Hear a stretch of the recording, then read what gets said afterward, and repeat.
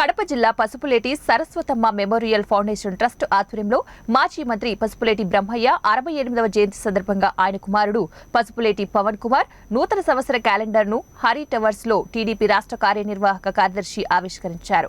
ఈ సందర్భంగా ఆయన మాట్లాడుతూ Pasupuleti Saraswatamma memorial foundation trust ద్వారా అనేక సేవా కార్యక్రమాలు, స్కూళ్లు, దేవాలయాల నిర్మాణాలకు ఎంతో సహాయ సహకారాలు అందిస్తూ సమాజ సేవలో ట్రస్ట్ ద్వారా ఎన్నో కార్యక్రమాలు నిర్వహిస్తున్నారన్నారు.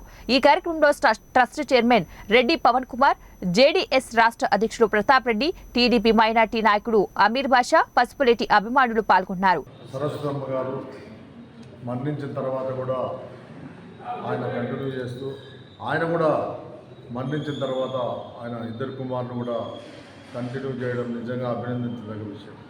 ఎందుకంటే మొదటి నుంచి కూడా ఆయన ఎప్పుడు కూడా ఎవరన్నా ఇబ్బంది పడితే చూసేవాడు కాదు. రాజకీయాల్లో ఉన్న రాజకీయాలకు అతీతంగా సేవ చేసేవాడు. సేవా కార్యక్రమం అంటే ఆయనకు ఒక ప్రాణం.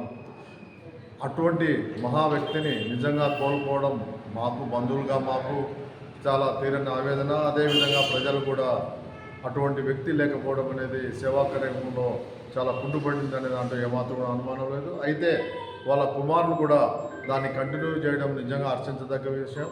ఇంకా ఇద్దరు